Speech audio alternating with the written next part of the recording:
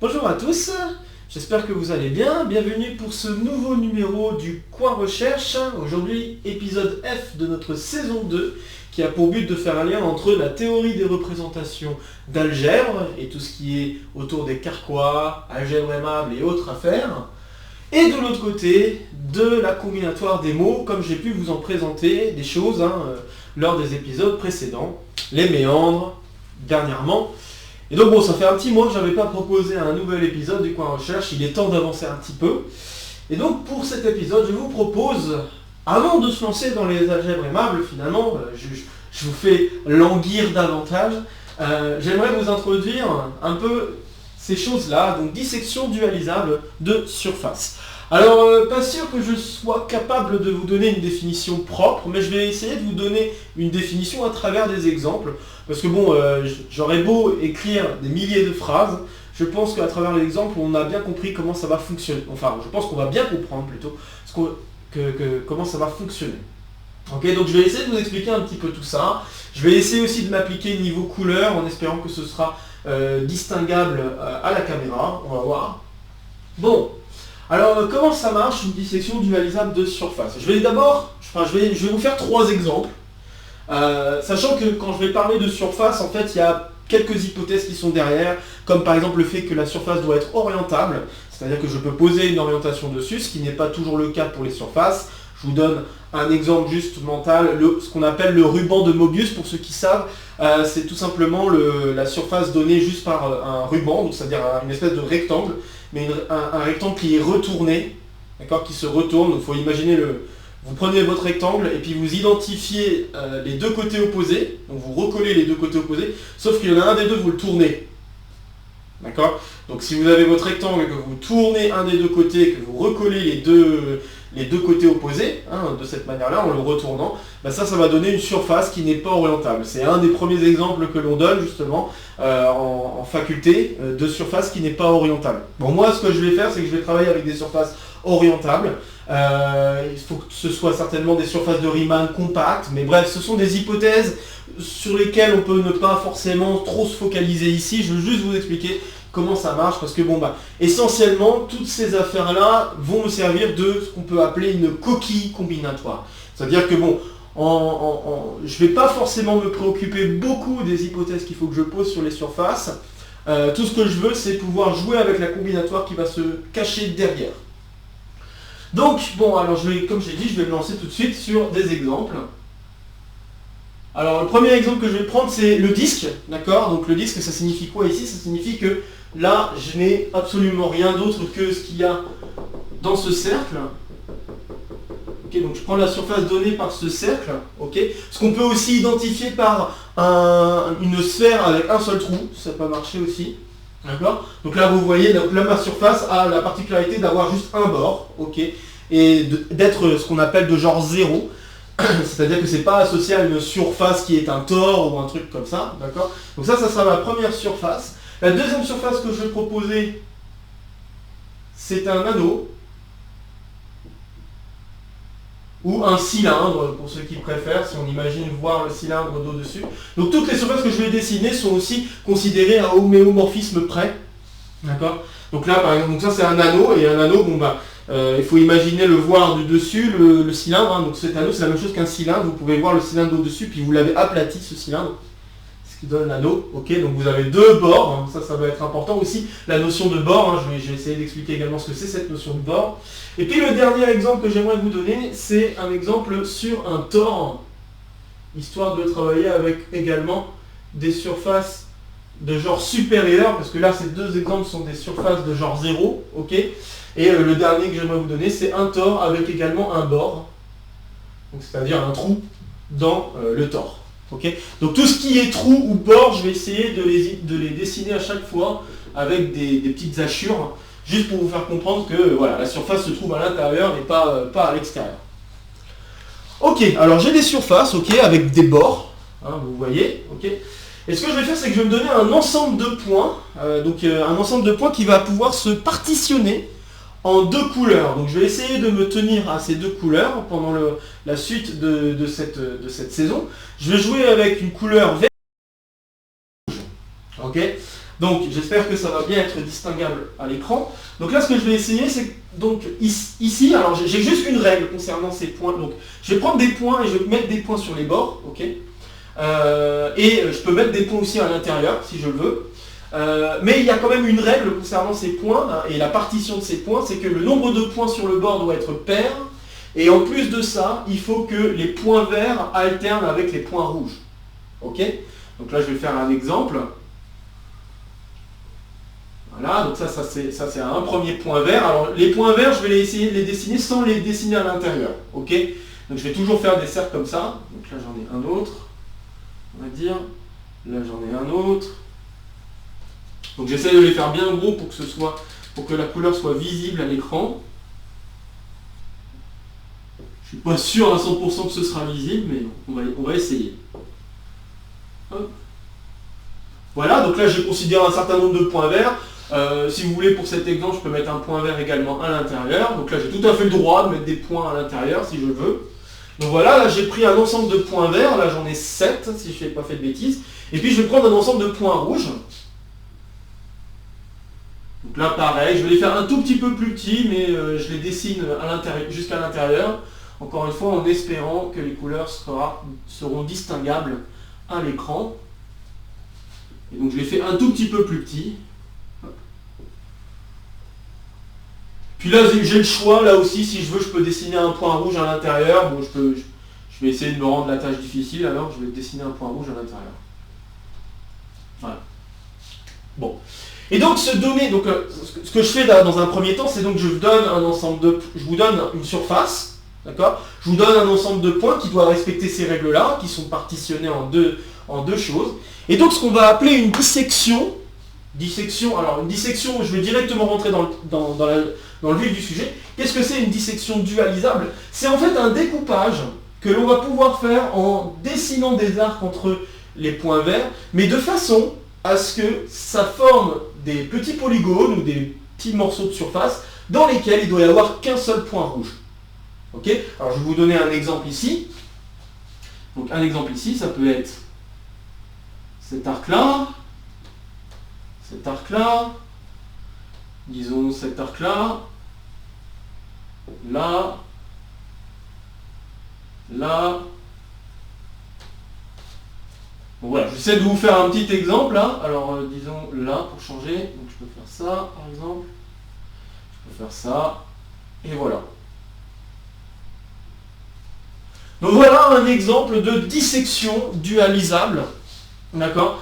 Donc une dissection tout court, hein, si je devais juste faire petit à petit, une dissection tout court, c'est juste faire un découpage de votre surface en des morceaux qui vont être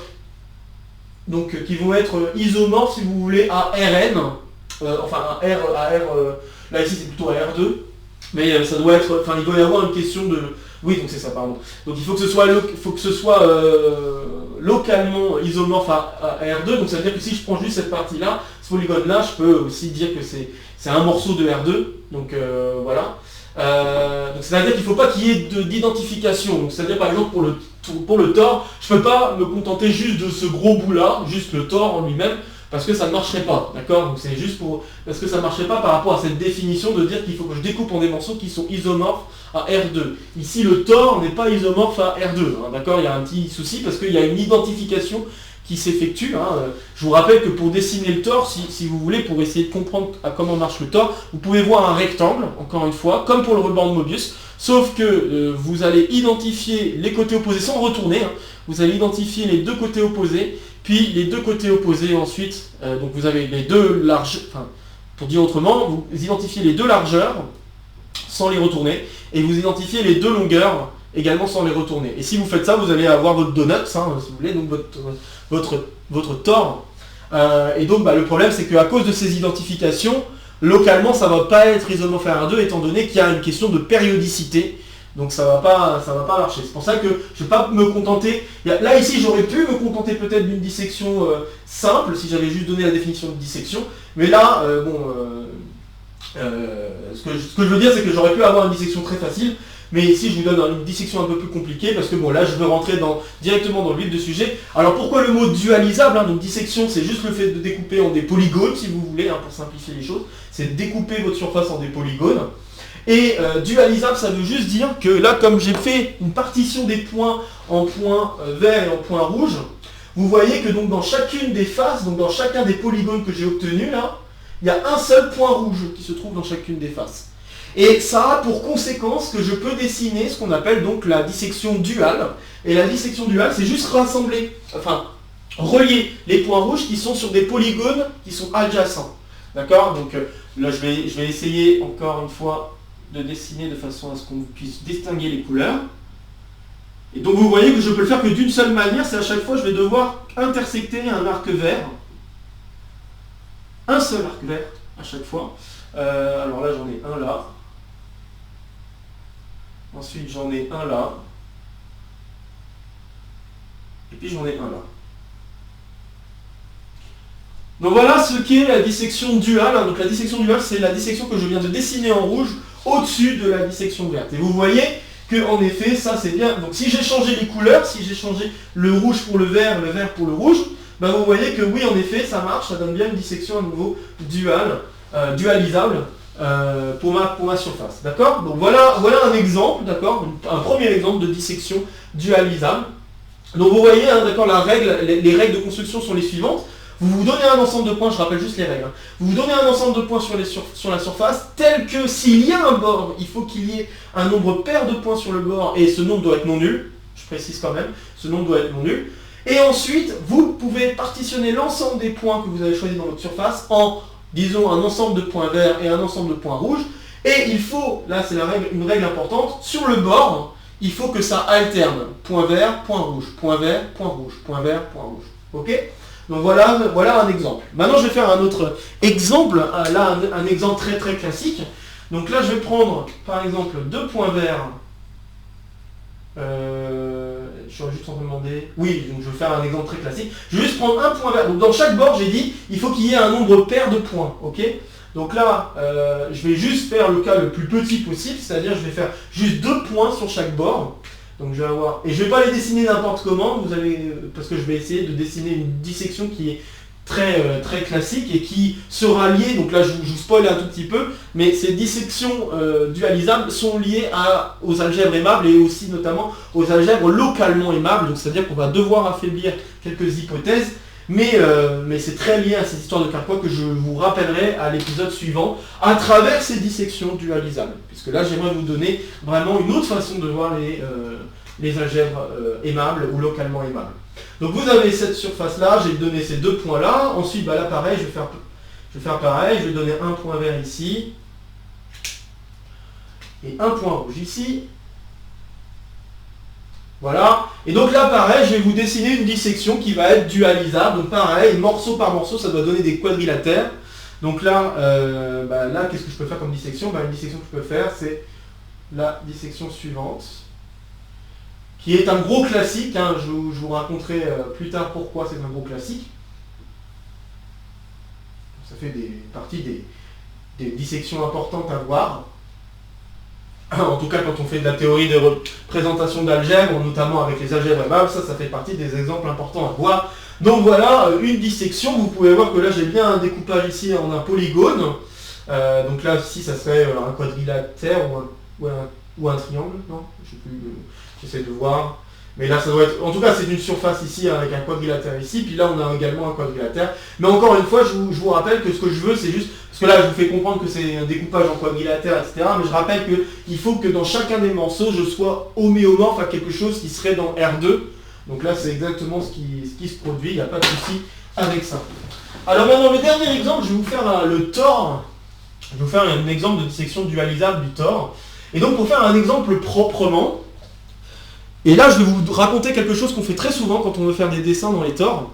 Ce qu'on fait très souvent, c'est qu'au lieu de dessiner directement sur le tore, on dessine sur son dépliement, ou sur son patron, si vous préférez. Donc son patron, comme j'ai dit, donc là, un patron, je rappelle que c'est juste comme si vous avez pris une feuille de papier, puis vous dites juste comment vous pliez pour obtenir votre figure en 3D, quel côté vous identifiez. Je vous rappelle que le tore s'obtient en identifiant les côtés opposés d'un rectangle, ok? Et en orientant aussi bien sûr ses côtés, mais donc là par exemple, ce tore-là, je pourrais très bien imaginer que nous avons, alors je vais essayer de dessiner les choses pour que ça m'arrange aussi, donc on pourrait imaginer que ce tore-là, c'est en fait l'identification du rectangle via cette largeur-là, ok? Et puis on va dire pareil, pour me simplifier la tâche, alors je devrais faire un trait plein, tac, et cette largeur-là. Ok, donc là, les traits que je viens d'ajouter en noir, bon même si c'est pas très distinguable par rapport au tore, mais j'aurais peut-être dû le faire avec une autre couleur, mais ce qu'il faut, donc, les traits que je viens de dessiner, c'est en fait une façon de voir le rectangle à l'intérieur du tore. C'est pas forcément la seule manière, mais c'est une façon de voir le rectangle à l'intérieur. Donc là, ce que je vais faire, c'est donc je vais dessiner un rectangle.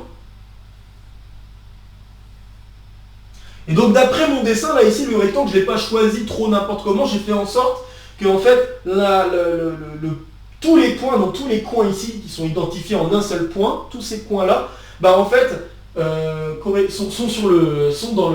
ces coins-là sont identifiés à l'endroit où se trouve le trou. Donc ça signifie que j'ai un trou ici, j'ai une partie du trou ici, donc du bord, hein, une partie du trou ici, une partie du trou ici, et une partie du trou ici.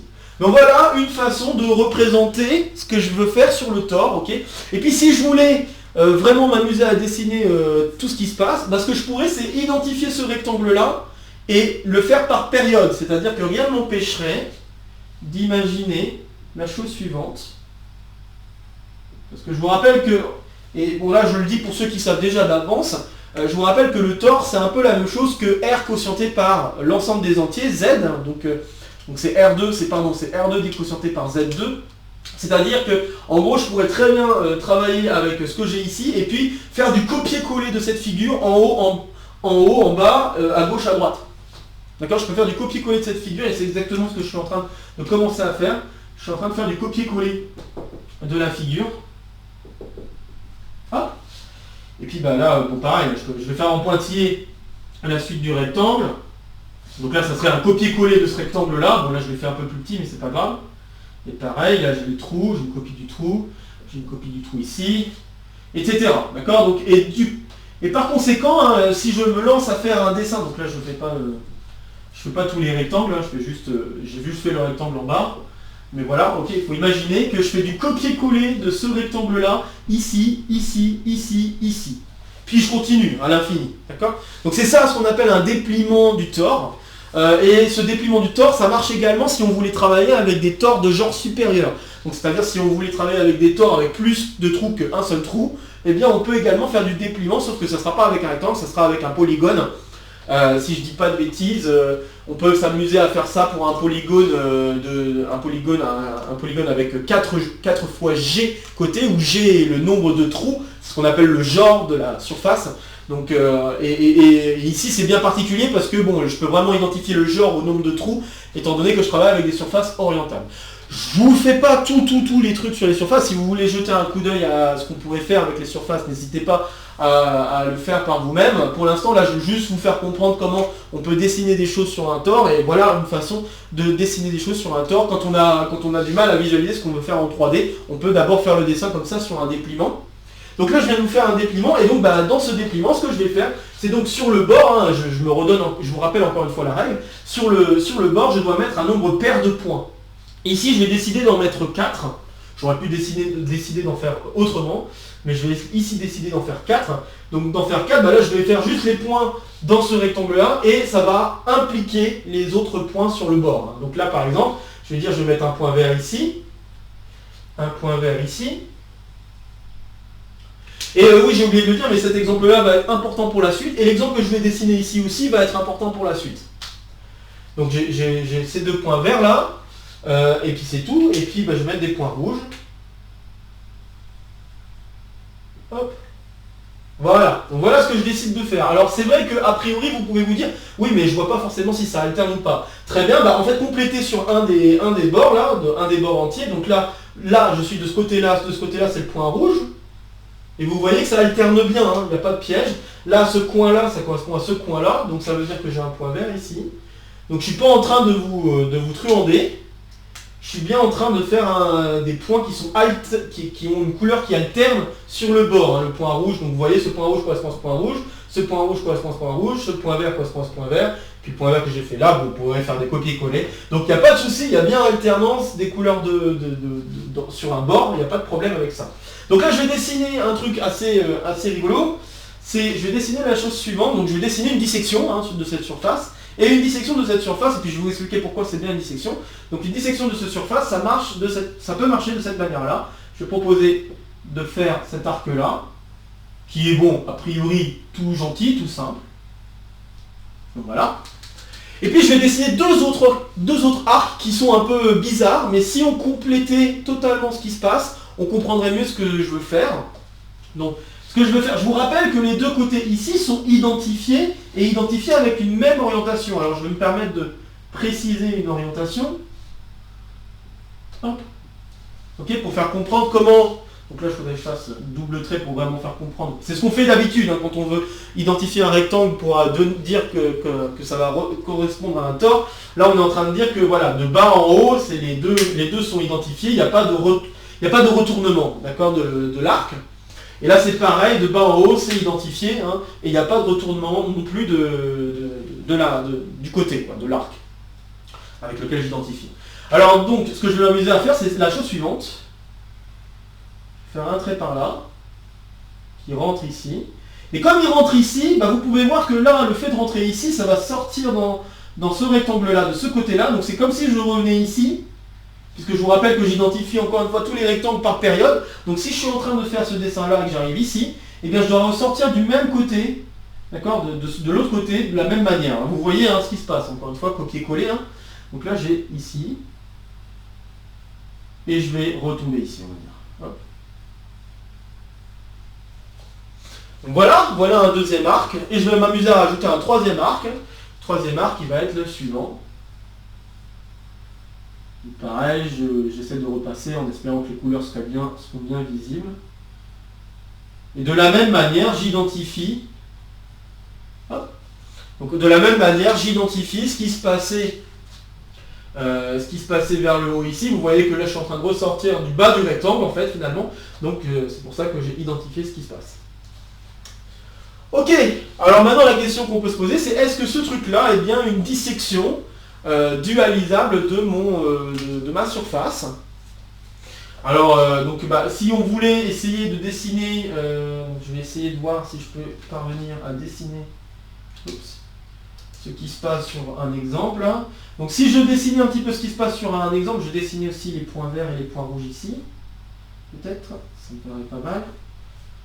Notamment au moins les points verts. Je vais juste dessiner les points verts, puis vous allez voir ce qui se passe.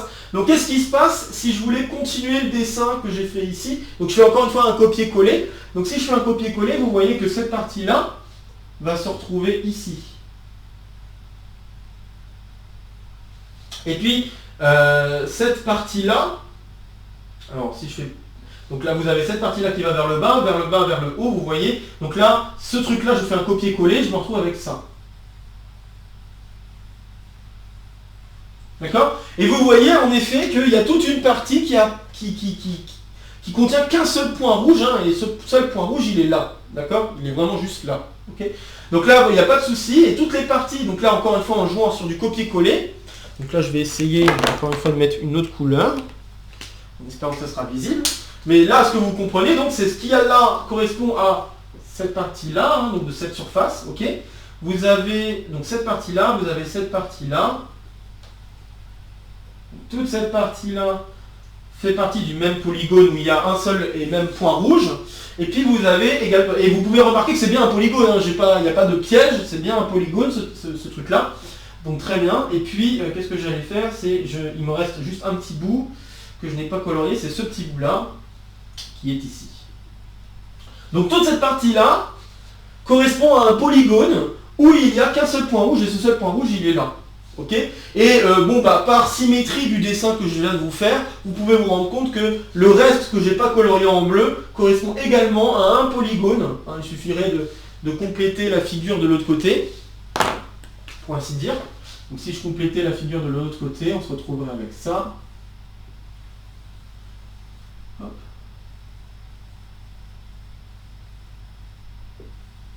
ça. D'accord, donc si je complétais la figure de l'autre côté, j'aurais exactement ça. Et vous voyez encore une fois que le deuxième point rouge est bien dans un seul polygone. Et puis bon, bah après les côtés, les moments où on va identifier, bah, c'est vraiment les moments où il y a des arêtes, d'accord. Donc voilà, donc en effet je suis en train de découper la surface en faisant en sorte que ce qu'il y a là soit bien quelque chose qui est homéomorphe à un morceau de R2. Il n'y a pas de problème avec ça. Très bien. Donc voilà, donc ça c'est bien une dissection. Puis là aussi on peut s'amuser à dessiner la dissection duale. Donc c'est-à-dire qu'en effet c'est bien une surface, c'est bien une dissection dualisable. Et si je voulais m'amuser à dessiner le dual, bah, ça serait la chose suivante. Je me retrouve avec ce trait-là. Hop. Et c'est vrai que je n'ai pas dessiné le dual ici, je vais le faire juste dans quelques instants. Donc j'ai ça, après je peux faire ça. Donc je coupe l'arête qui est ici, et en coupant l'arête qui est ici, ouais c'est ça, donc je dois me retrouver ici. Et puis enfin, il y a la dernière qui est là. Ah, je vais mal dessiner. On a l'habitude, hein, ça aussi, quand on identifie les choses et qu'on veut faire des arcs qui s'intersectent au niveau du moment où ça change de côté, bah, on fait vraiment en sorte que ça s'intersecte au moment même où ça change de côté. Donc c'est exactement ce que je suis en train de faire. Donc voilà, et vous remarquerez que la dissection duale de lui, ça ressemble beaucoup à la dissection que j'avais au départ. Là pareil, hein, si vous vous amusez à dessiner le dual, je ne l'avais pas dessiné mais je vais le faire, ben, vous remarquerez que le dual ressemble beaucoup au carquois de départ. Enfin au carquois. Je suis en train de dire carquois, mais en effet il va y avoir un lien avec les carquois, mais je veux pas en parler maintenant, mais ce que je veux dire c'est que la dissection duale ressemble beaucoup à la dissection de départ. Là aussi, la dissection duale ressemble beaucoup à la dissection de départ. C'est pas une observation anodine, d'accord, hein, c'est pas une observation anodine. Là aussi, bon là ça ressemble pas beaucoup, hein, il y a des choses qui diffèrent. Et en fait, en effet, en général, il y a quelques petites choses qui vont être différentes quand on va travailler la dissection duale. Mais globalement, il y a quand même des choses qui sont conservées quand on passe par cette dissection duale. Et on va le voir un peu plus précisément quand on travaillera avec le carquois qui est derrière cette dissection dualisable. Donc voilà. Bon alors malheureusement j'ai pas le temps et je pense que j'ai pas forcément non plus envie de vous donner toutes les phrases pour donner les définitions de dissection dualisable. J'espère au moins qu'à travers ces exemples je vous ai fait comprendre ce que c'est une dissection qu'on peut dualiser, d'accord. Je pourrais mettre d'aventure des belles phrases pour essayer de vous expliquer un peu plus ce qu'il en est, mais bon j'en ai pas forcément besoin je pense pour la suite. Je veux juste que vous compreniez globalement comment marche cette combinatoire, là, comment ça marche les dessins. Et là je vous invite à vous amuser à en faire d'autres, hein, donc c'est-à-dire là je vous ai fait quelques exemples, n'hésitez pas à vous amuser à faire d'autres exemples si vous voulez manipuler juste comme ça pour vous amuser. Je trouve que c'est un truc assez sympa. Et voilà, faut bien garder quand même en tête que toutes les dissections ne sont pas nécessairement dualisables, etc. Juste que voilà, ce que j'ai fait c'est que j'ai pris un ensemble de points que je pouvais partitionner en deux, qui ont une certaine propriété sur les bords, hein, comme vous voyez ça alterne sur les bords. Et puis bah, après j'ai fait des arcs de cercle, enfin des arcs de cercle, des arcs tout court, j'ai fait des arcs continus qui rassemblaient, qui allaient d'un point à l'autre, d'accord, donc voilà. Je pense garder ça en tête, ça sera largement suffisant pour la suite de notre affaire. Et donc pour l'épisode suivant, hein, je pense que je vais m'arrêter ici, pour l'épisode suivant, je vous introduirai le carquois associé à une dissection dualisable et vous expliquerai à travers ça qu'on retrouve les carquois aimables et localement aimables. Ce qui me permettra donc de faire un rappel des définitions de algèbre aimable et algèbre localement aimable. Comme je vous l'ai dit, le but ici quand même c'est de faire en sorte que ce soit vraiment indépendant de ce qui se passe de la saison 1. Donc je vous propose ici ce point de vue avec ces dissections là, avant de vous parler des carquois et vous allez voir le lien plus tard. Bon voilà, je m'arrête ici, même si bon encore une fois j'ai pas fait de phrase, j'espère que vous m'en voudrez pas trop, je l'ai juste dit les choses à l'oral, j'espère que là encore une fois, le but c'était vraiment de vous introduire à la chose, et j'espère y être parvenu, malgré les quelques difficultés que cela peut amener, puisque j'ai pas donné toutes les conditions, je les ai données vite fait à l'oral, mais je les ai pas écrites ni quoi que ce soit, j'ai pas donné toutes les conditions qu'il faudrait vérifier pour les surfaces. Mais bon, je pense que c'est pas la peine de vous embrouiller la tête avec toutes ces conditions. Ayez juste en tête que ça va me servir de, entre guillemets, cookie combinatoire pour la suite. Donc vous en faites pas. Vous allez comprendre comment on les manipule et quelles sont les choses intéressantes qu'on peut interpréter de ça avec le point de vue des Carquois par la suite. Donc voilà. N'ayez pas peur du fait que j'ai pas donné de définition et tout ça, vous n'allez pas être perdu pour autant. Juste, j'espère vous avoir fait comprendre de comment ça marche. Et je vous invite à vous amuser à faire de vous-même quelques autres exemples, pas forcément peut-être sur le Thor par exemple, ou pas forcément ou sur un anneau, mais vraiment pas forcément les mêmes, vous pouvez vous amuser à mettre d'autres points, etc. Tant que vous avez compris les règles, qu'il faut vraiment cette histoire là sur les bords, ça c'est le truc le plus important, sur les bords d'avoir un nombre pair et que ça alterne de couleurs entre rouge et vert. C'est tout ce qu'on demande, en plus de la dissection bien sûr, qu'elle doit être duale, comme là on a expliqué depuis le début. Bon voilà, j'espère que cet épisode vous a plu. Comme d'habitude, n'hésitez pas à partager la vidéo si vous connaissez des camarades qui seraient intéressés par le contenu de la chaîne ou juste cette vidéo. N'hésitez pas également à laisser en commentaire des questions ou autres si vous en avez. Et puis sur ce, je vous retrouve très vite pour de prochaines aventures mathématiques. Portez-vous bien et à très vite. Salut à tous.